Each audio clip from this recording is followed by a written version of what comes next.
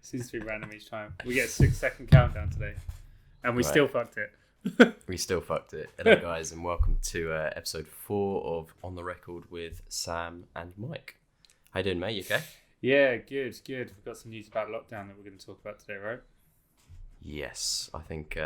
We kind of understand what the tiers are. We're going to go through in more detail, and I think, especially as with our clients, we want to sort of go over a few topics to get everyone to be ready, because I think it's a huge amount of change in 1 year, and I think it's extremely important that we approach this in a very smart way, that we don't burn out, we don't destroy ourselves, because there's going to be a lot of change in the coming 2-3 months.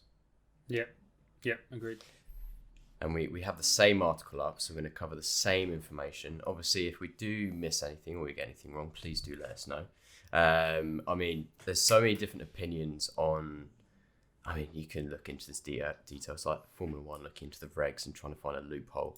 So we're going to try and cover it from sort of like a top-down perspective. So obviously, we've got a 4-stage come out of lockdown plan. Which, who knows whether it will actually get stuck to. Imagine we'll get to stage 1.5. Yeah, and then we'll increase another 3 stages, and we'll be out of lockdown by Christmas 2021. Yeah. A new variant could be created in the darkness of Slough that will just completely take over the UK, and then we'll be back to stage -4. First of all, let's go through them, and then we can sort of cover a few points on how we can approach it, and how we'd advise our clients to approach it. So obviously stage 1, looking at stage 1 is more for schools, colleges, and the urgent stuff by the looks of it. Yeah, it looks like exercise allowed outdoors once a day in your local area, which, from what I understand, is pretty much what you've got now. Yeah, I don't think that's changed. I think you can exercise with your household, support bubble, or one other person. Just go outside. It looks like that's kind of what's going on anyway. Every now and then, I'm just going to have to talk to my dog because she's had an eye surgery, and I need to leave it. I'll let you know if she's scratching her eye. This is part of the reason I've got the camera facing this way, so I can also see, and also because dogs drastically increase views. Yeah. For anyone who doesn't know, this is Roxy. This is her assuming the position she'll be in now for the next 12 hours. She might go on her back at some point. Yeah. Little rotation. At least, so my dog's got a thing about eating zips. Zips. So I put on my Lululemon zip up hoodie this morning. That wasn't a plug, by the way. That was a solid plug. Have you been made an ambassador, mate? And I went to zip it up, and I was like, "What the fuck?" And the zip completely chewed off. So if there's any vets out there that I need to see because he swallowed a zip, please let me know. I'm sure it'll pass. Yeah. You've got a lab. You've got a lab. You've got a lab. Yeah. He'll eat all sorts over the period of his lifetime. Yeah, there's too much passing going on in the garden at the moment. I can't keep control of it. Stage 1, 8th of March. Not a huge amount of change. Looking at stage 2, we got 29th. No, that's the second part of stage 1. Yeah. Outdoor sports facilities will reopen, including golf courses, tennis, and basketball courts, which is great. It's social. It gets you outside. I assume that will also include the outdoor gyms that we've got. Yeah. Like the outdoor gyms being, the ones that are like the calisthenics rigs and stuff like that, the outdoor pull-up bars. Oh, yeah. Bars that I would assume that those kind of sports facilities would be reopened. Though, to be fair, you say reopen, they'll just take the tape off from around them, so people can't use them anymore. It is mad. It is absolutely mad at how much restriction went into building those fences around the gyms. Well, we've just got tape. So I go to the park and they've just got tape around. We've got metal fences. Wow. Metal fences. I mean, it could be because no one actually uses ours, so that could be why. Yeah, you're in suburban life where everyone's got to the age of 40 and is now drinking wine every single night to cope with their life. Yeah, they I don't think those catalytic equipment have ever been used, to be honest. But yeah, I think to be honest, there's still a lot of things going on. So it's, I think, what are we now? 25th of February. So 29th of March is still quite a way away. So obviously that could be, imagine if that got brought forward, that'd be great. Stage 2, though, does say no earlier than 12th of April. So I think they've covered their asses a bit. I didn't see that. Kind of saying, okay, it's not going to be 12th of April. It's probably not. It's going to be no earlier. But they've got there that gyms and spas can reopen for individuals and households. Now, from what I understand about outdoors. This one, this is indoors. This is indoors. But from what I understand on this point, at the moment, it's no class-based gyms, which is a bit of a bummer to pretty much every CrossFit gym. Though I would imagine CrossFit gyms will still reopen and just have a open gym policy with a coach kind of overseeing and no actual coaching inverted commas going on. And that will be the kind of loophole that kind of happens there. Which makes it, it's not really even a loophole because effectively they open and they've got a booking in system, but there's no actual teaching going on. It's absolutely no different to a regular gym opening. So I would imagine not many CrossFit gyms will suffer too much there. They'll figure out a way to do it. But that means your gyms like Gym Box, your Virgin Actives, your Gold's gyms, those kind of things will be open. Do we even have Gold's Gym in England? No. I don't even know why they mentioned that. There should be one. That's what I'm saying. I need one of those vests. I think this date needs is those vests. What? Everyone is. They're called wife beaters, aren't they? Actually, they're the wife beater ones. No one needs a vest that reveals your nipples on both sides. Well, maybe I should have had on pre-lockdown because I think lockdown body's not quite it's gonna fill it out in the wrong way. But anyway, I think this date is a really big one because obviously it's a date for us to aim for in terms of a shift in some sort of change for most people, whether it's daily routines, whether it's opportunities to get more sort of creative and with their training and obviously get a bit more sane. I think a bit of social energy out there. But I think another aspect of this is obviously supporting because the 12th of April is when these small businesses are able to open up their doors again, which is a huge part of their business. Because if you think about it, like these small gyms have been shut for a huge amount of the year of the madness. Which is even a week of having to close your doors is a huge amount of volatility to your business. And I think, to be honest, the whole fitness industry, from my perspective, 99% of the fitness industry have absolutely smashed it in terms of adapting their business, evolving to online. Back in the day, how many coaches, how many gyms? I'm not talking about the type of people that take advantage of other revenue channels.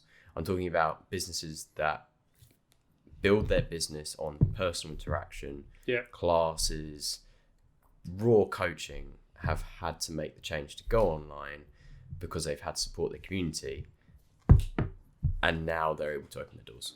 Yeah, I think as well I had a really, really smart point then, and then it's just completely gone out of my head.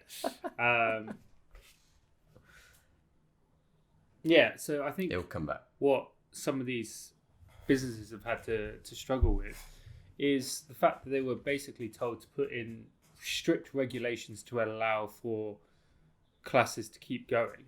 And, some gyms have reorganized their entire room, uprooted their rigs, moved the rigs around. Some have put in strict lane policies, a lot of hand sanitizer. Even I know District has foot sanitizer as well when you come in, so it's not on the bottom of your shoes either. Reminds me of foot and mouth disease when you used to have to step in those buckets. And some of these guys have worked so hard only to be potentially shafted at the last minute again with not being allowed to teach these classes. And arguably the classes are safer than anything else because you've got someone in charge monitoring how close people are. It's literally like in some gyms it's now stay in your lane. We've given you a 2 meter radius to stay in your lane to ensure. There is going to be none of that at regular gyms. No. And if anything, in my honest perspective, I almost feel like class-based training is more organised and structured than free-for-all open gym. I mean, you can educate, you can coordinate, you can restrict, obviously, positions and control the class, whereas open gym, not many gyms are going to be able to be like, here's your station, there's all the equipment you need. Yeah. And it's, from my perspective, it's a very different style, and I almost feel the classes should have maybe come first. Yeah, I think they should as well. I mean, the positive about this is the fact that they've chosen to open up gyms before nightclubs, which is like, last time though I think you're just going to get the clientele from nightclubs just going to pubs because pubs are still allowed to be open, aren't they? So when does Gym Box open? That's a good point. I think it's because that's a nightclub. Well, gym. Or is it a gym? Yeah, that's a good point. Gym Box is. What about those? Maybe they're just not allowed the DJ in. Maybe they're not allowed the DJ in. Dark brothel style gyms with overly loud music and all sorts of strobe lights going off in your face. Yeah. But yeah, I think the 12th of April was. I mean, that is where we spent most of our time, but that's fine. I think 12th of April is a massive date, and it's not just an area for us to focus on for ourselves, but also to support the businesses, the community around us that have kind of helped us get through these times. Yeah. Because, I mean, imagine if these businesses didn't adapt to providing their business online, we wouldn't be in the position we're in now, or our clients be in a position now that they can adapt their lifestyle, adapt their training, and maintain that level of consistency with their health and wellness. My only worry around this is that on the 29th of March, effectively the stay-at-home rule ends, and it could very easily be chaotic over the 2 weeks leading up to the 12th of April, which would then push things back. That could be why. Yeah, to be honest, that's why they've got no earlier than 12th of April, because they've got that sort of safety factor. Yeah. So that could be their mindset behind it. But I got into a bit of an argument on one of Pat Vellner's posts the other day. Because he posted himself working out in the gym with a mask on, and 90% of the comments on there were anti-mask comments. Poor Pat Vellner, restricted breathing, this is dangerous for people. I was like, he's literally just being a role model in this circumstance. He's like, he's wearing his mask because it's the only thing that allows him to keep his business open. So wear the mask. Like, if more people did it at the beginning, we'd probably be in less of a lockdown. Yeah. So like these people are just like be a good influence. Yeah, and I was just like, doctors, nurses, dentists, surgeons, they've been wearing masks for the majority of their day for years. It's like, it's not restricting your breathing in the sense that you just need to adapt. Like, yes, it's psychologically it's going to be a little bit harder. Yes, the rate of air intake. Just bring your workout intensity down. Do you know what? I think I actually prefer wearing a mask because it's warmer, especially in England. Like I realised this the other day. I actually put my mask on when I was in Geneva. We were outside. It was like -4. I put my mask on. I was like, benefits. Yeah, it's great. But yeah, I think obviously we're looking at all these tiers and everything else. Anything can change. But a big thing that I want to cover is the importance of how we can prepare ourselves for these dates. I think it's so easy, and we did talk about this before we started this podcast, doors open, everything changes. Like you're going to get an email from your work. You might not. Obviously, work's going to change. Your situation's going to change. Transport's going to open up. You'll be driving or going on transport. You'll be outdoors more often. You'll be walking more. I mean, even things like walking is going to make a huge impact on the amount of work you essentially do in a day with your training and everything. I mean, you know, if you do 10,000 steps, it's keeping active, but going from doing 2,000 steps inside and training to 10,000 steps, maybe commuting on your bicycle every day with your training. Obviously, the added stresses of having to train go to work 5 days a week. There's going to be more expectations. It's going to be a huge shift. And I think a big thing that we need to try and do is prepare mentally and have a strategy in place that when things do start to change, that we start to change incrementally. Yeah, I think what you've got is the reality of your situation coming out of lockdown versus what you really want to do. And a lot of people really want to get back into regular training, routine training, but workplaces probably also want you to get back into a regular work habit as well. Yeah. And whilst a lot of... And your mates are going to want to have a drink and all sorts of stuff. Whilst a lot of workplaces are going to be a bit more understanding, or they're going to ease people going back to work, some people won't. And for those people where training is a priority, but they've also got to now get back into the office for 8 or 9 a.m., it probably means if they're going to train at the gym, they're going to have to get up earlier. So very likely less sleep is now going to happen. Plus, they're going to want to catch up, again, inverted commas, with their fitness. So they're probably going to push the intensity a little bit higher. And now the general stress level of their day is also a little bit higher. And potentially their work hours are longer. And I think the nice thing about lockdown is, like, you see a lot of people who can meet for like a walk or a coffee at 3 p.m. in the afternoon for 20 minutes. Whereas they can't really do that in their office job. Because it's almost an employed member of staff, or employed people are employed but have the similar lifestyle to a self-employed, where they can manage their time. I've never been employed. I'm not very good with the boss.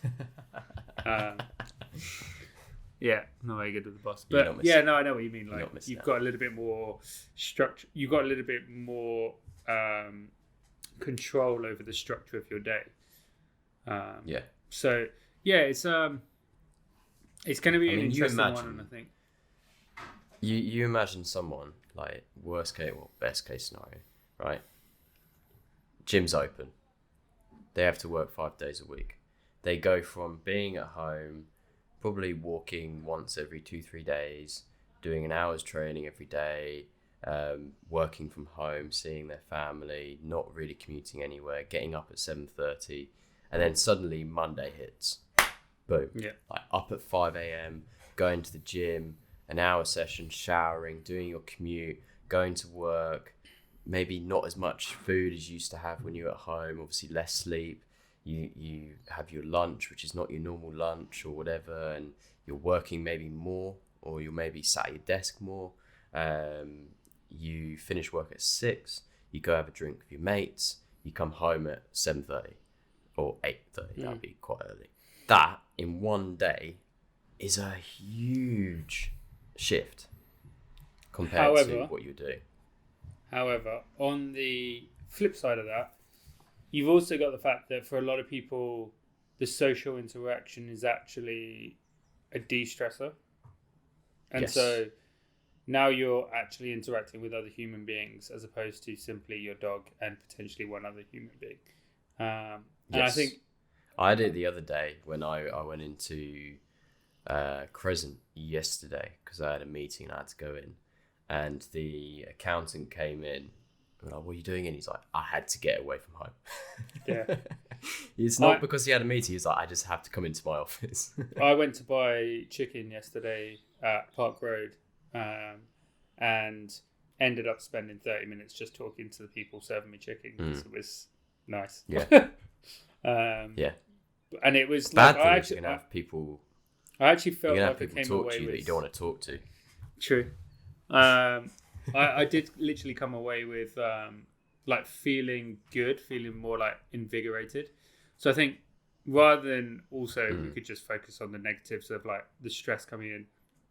I don't shy away from like hanging out with people or talking to other people because you'll find it invigorating. And I think this is one of the primary reasons, at least in my opinion, like classes should be open first. Is they're doing enough to minimize the damage and like make sure it's healthy and safe.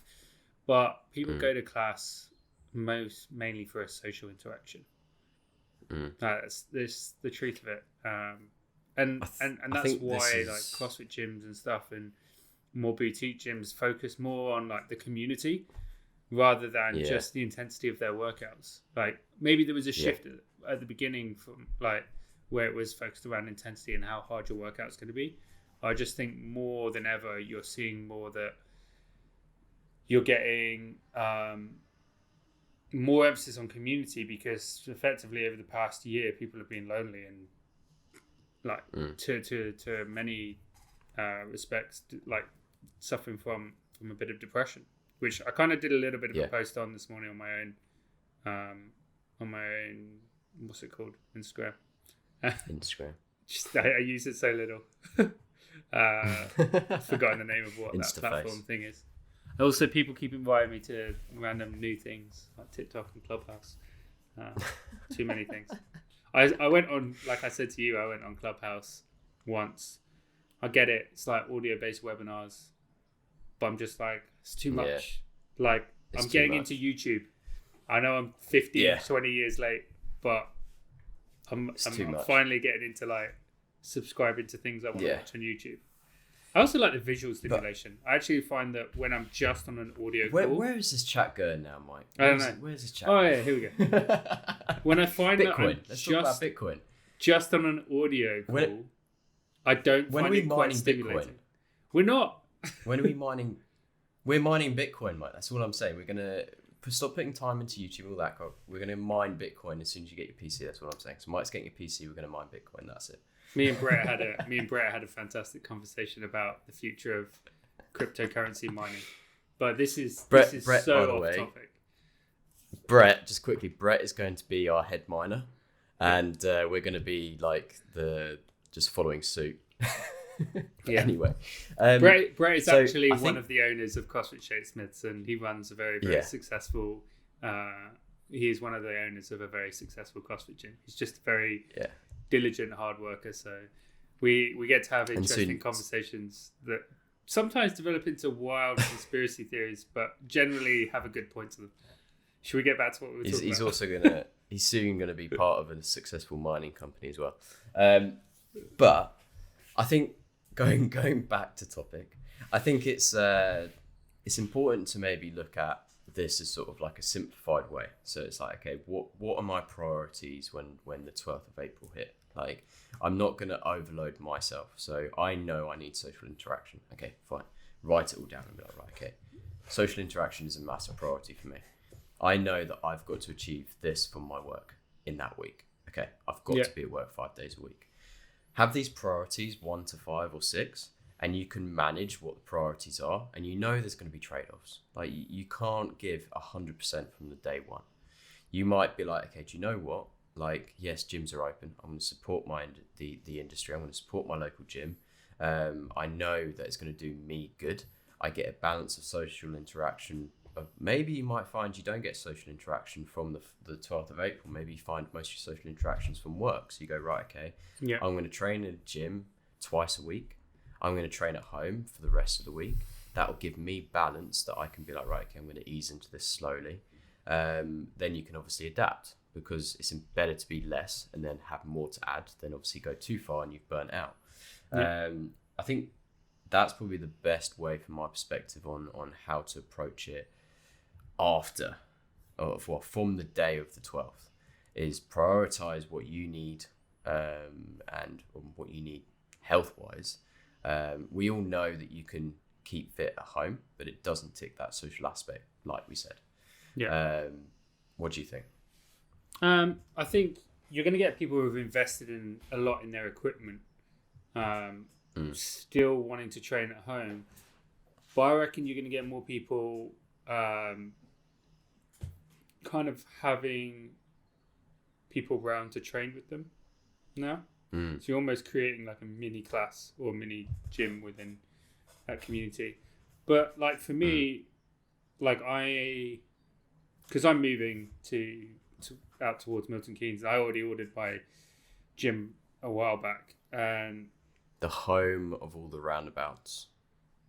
Yeah, I'm about 6 miles out, so I don't really do roundabouts on a daily basis. But yeah, I mean, like will have a fully equipped garage gym, and it will be my primary source of training. But it's very likely that I'll look for a CrossFit gym, or if my neck gets better, potentially a Brazilian Jiu-Jitsu gym out there, just to have like more of a sense of community. So I think you're going to get almost like an ease back in to these communities. So I wouldn't expect gyms to have a huge influx immediately, but as people see that it's a little bit more safe, they'll ramp up pretty quickly. Because honestly, like I think the worst thing that's come out of this entire lockdown is just the lack of social interaction. And training wise, going back to like the actual training perspective as well, like the thing people have to be careful of is being egged on by all their mates. It's so easy. I'm awful at it. Like you get into a room with your mates, and suddenly your entire session is either turned into a 1 rep max session or a bro session, and you're like, okay, I'm completely off what my target was. And I think we can probably expect.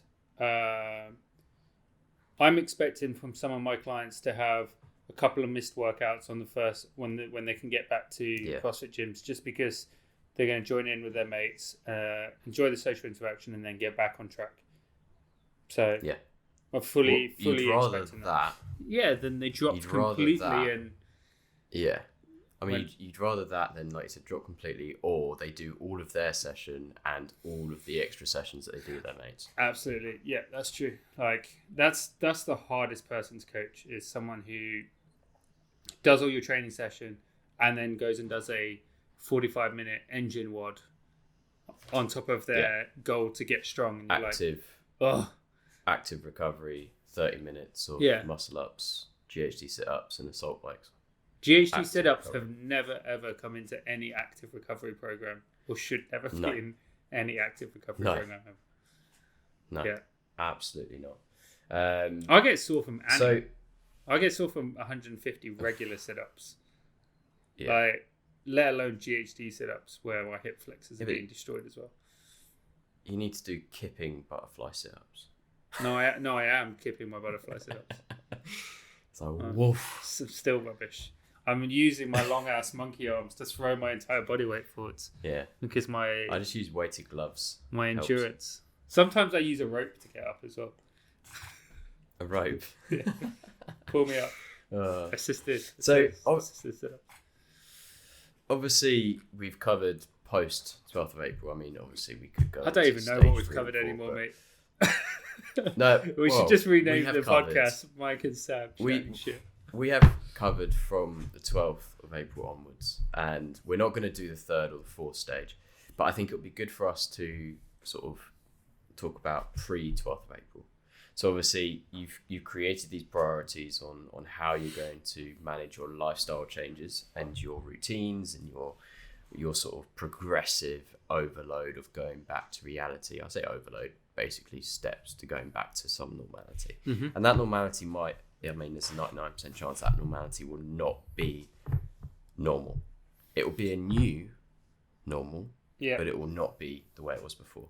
Because, I mean, people have changed jobs, industries are very different, customers are very different, the markets are very different, GameStop have absolutely smashed it. And, I mean, it's going to be...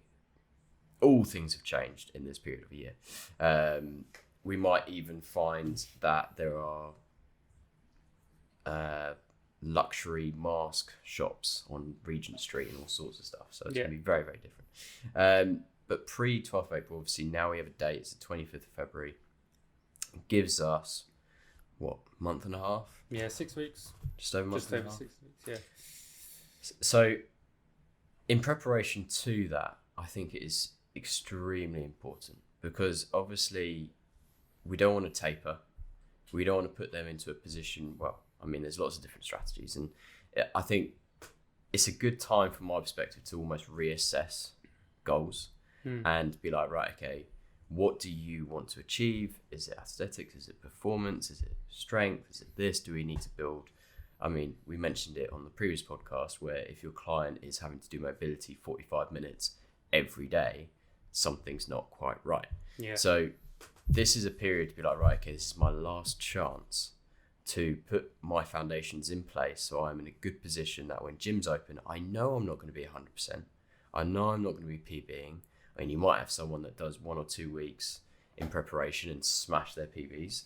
But I think it's a management of expectations. It's preparing yourself so you're in a good position to hit the ground running. Because there are things you can do to prepare yourself for that date. Yeah, I think so. If I look at what I've got my clients doing in their training in preparation for getting back onto a barbell, barbells are generally a heavier way of training, than dumbbells. Like, I don't know anyone that can effectively dumbbell squat what they can also squat. There's just too many different variables going on. They stack you up in a different way as well. Yeah, exactly. And biomechanically, it's a little bit more advantageous to have a barbell so you can push heavy loads. However, your body's not necessarily going to be used to that if you haven't had a barbell for a year and a half or year and 2 months. So what I've got my clients doing is, if they've got access to a Concept 2 bike or they've got access to running, is effectively doing short bursts of power to improve mitochondrial density, which we won't really go into, but effectively so that when they get back to their training, a heavy barbell is not a completely foreign element. And the Concept 2 bikes and the Watt bikes are fantastic for that, and it's great if someone's got used to it. Less so the Echo bikes and the Assault bikes, because you've got a lot more arms involved. However, if anyone's ever done arm-only Assault bikes, it's a pretty good preparation for like high volume pull-ups. If people are getting, like, programming at the moment for me should be in preparation for the fact that most people are about to get back to a barbell. And so it's making sure they're resilient enough. Have they done enough bracing, or have they literally just been doing high intensity work? Because if they've done no bracing against heavy loads for over a year, and then they put a barbell on their back, which is for most people one of the heaviest things they can do, you're going to get some issues, hip issues, knee issues, back issues. So I would say the next 6 weeks, really good time to focus around core strength, hollow body work, like RKC planks, even just if they've got access to kettlebells, just holds, like front rack holds, bracing against weight. Sandbags are fantastic, like just sandbag carries, sandbag holds, carry some heavy shit down your street, even just hold a heavy box up off the ground.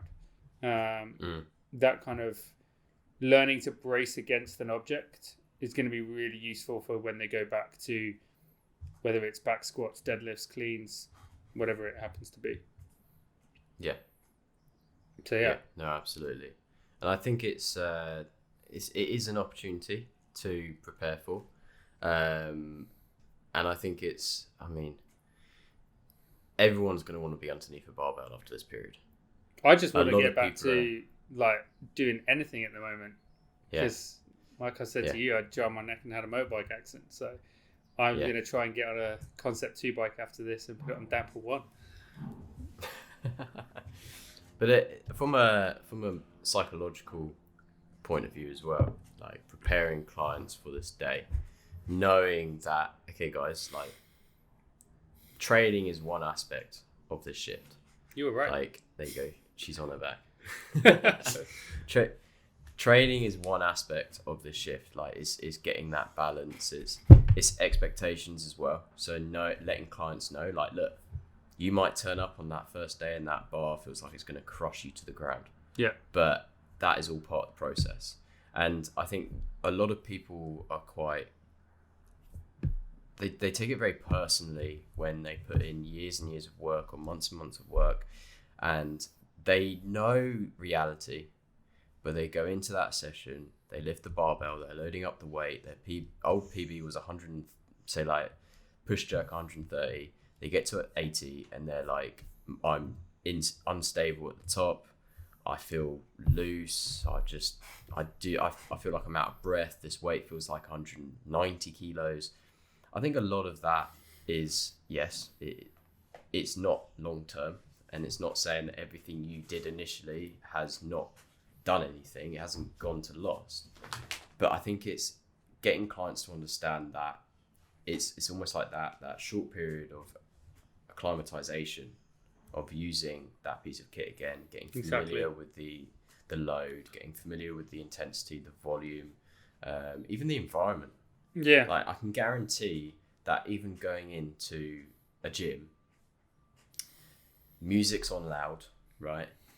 You got a squat rack, you've got a bar, you've got people around you. Already, your adrenaline is through the roof.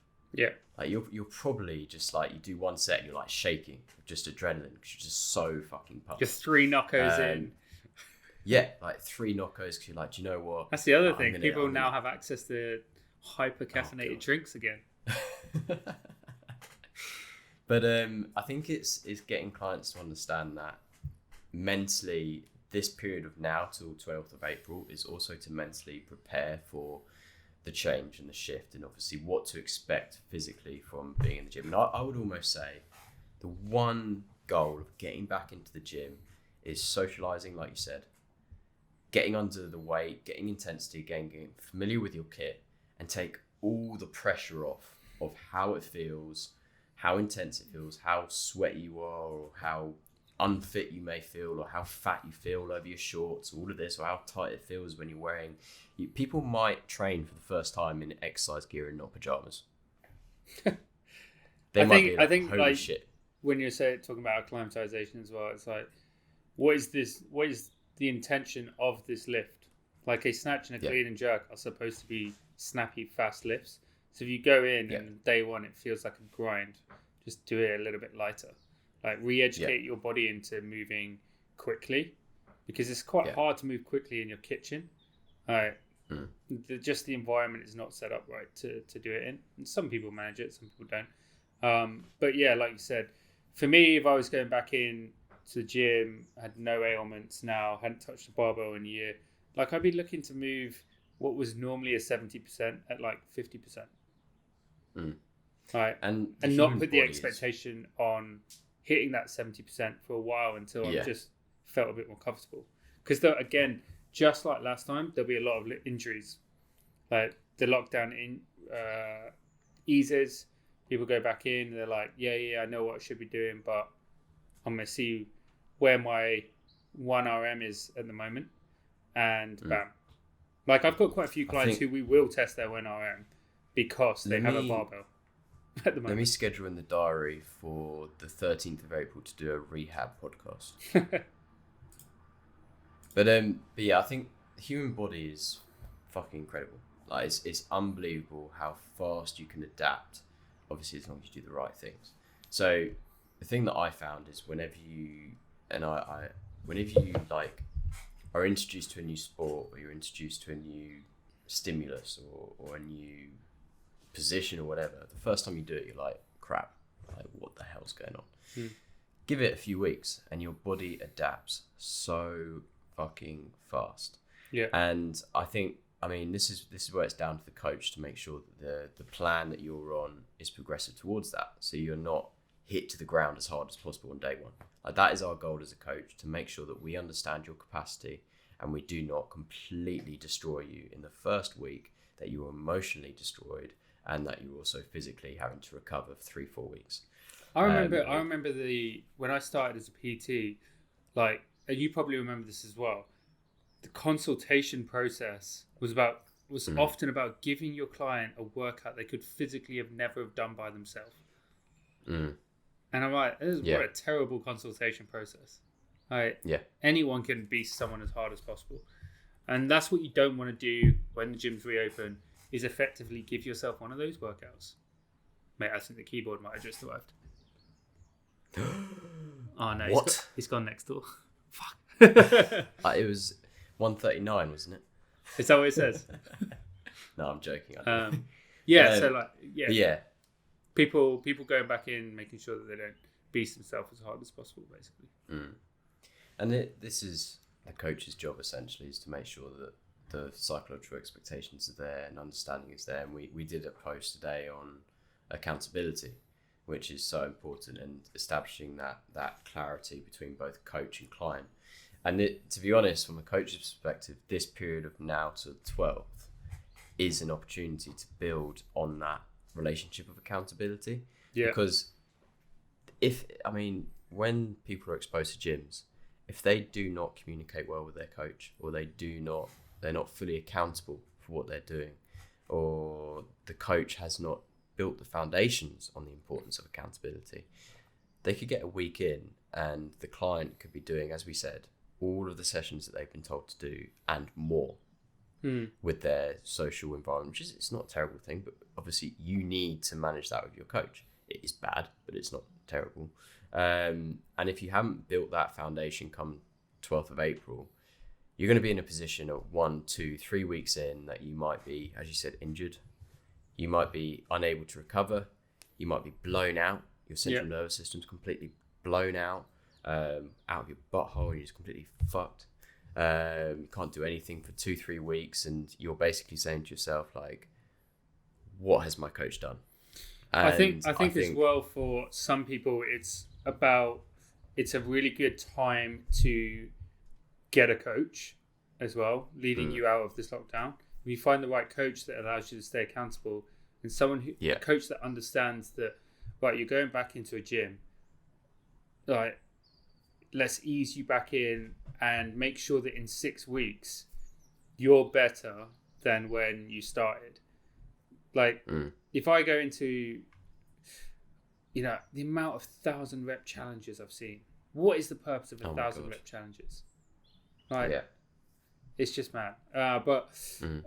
If you get a coach now who guides you through this transition process, right? Sometimes I onboard a client and they're like, "Is that it for session 1?" And I'm like, "Yeah. Next session, we'll build on this a little bit." But what I want to see is you looking back in 6 weeks' time, going, "Oh, I understand why we did that now," because your volume will go up and you will have tough sessions. But day 1 is definitely not the day for those sessions to be in your program, because I don't know anything about you at that point.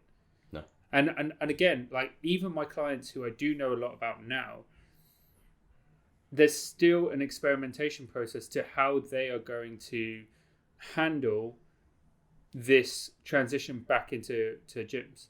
Like, some of them are resilient. Some of them, this entire process hasn't made a single bit of difference on their life. They've just continued progressing as normal. But some of them have been, like, almost on the verge of just, I cannot train like this.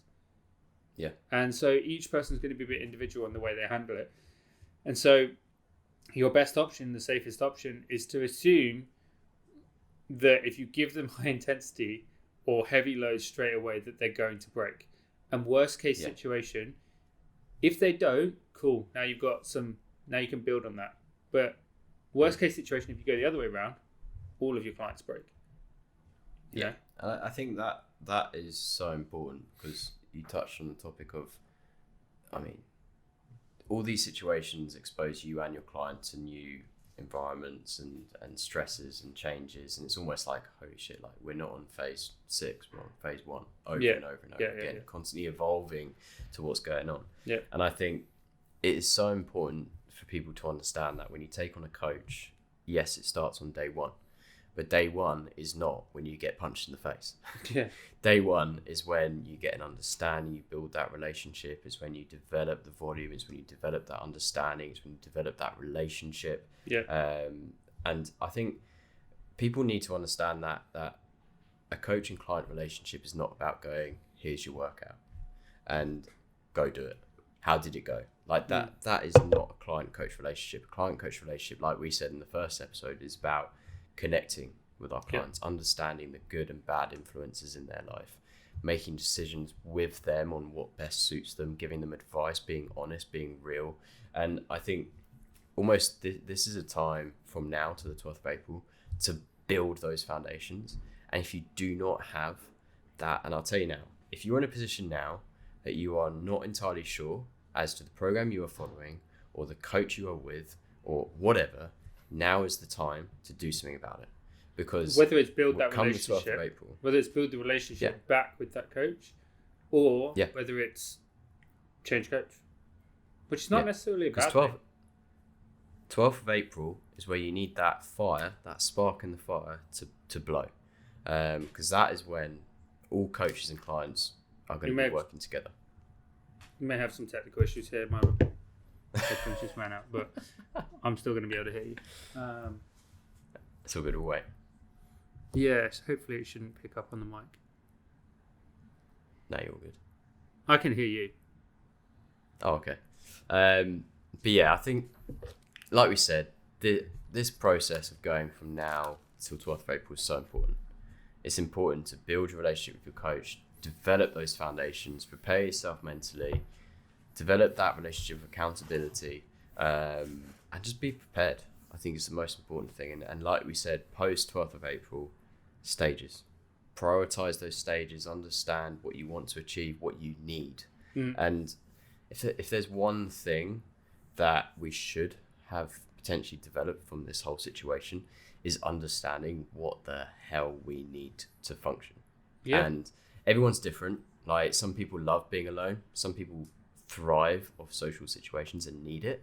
But I think now is come 12th of April, we've got our priority list. We know, right, okay, socializing is at the top of my list.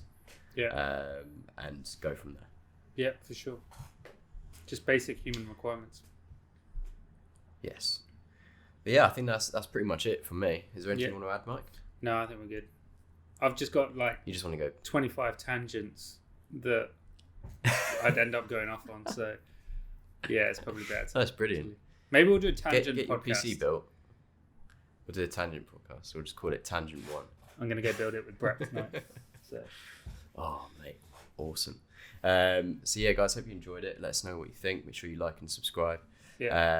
Obviously, we will be releasing podcasts every week. So if there's any topics you want us to cover, let us know. If not, we're going to eventually get some guests on here, but we're going to just cover topics that will hopefully help our clients or people that just want help during this period.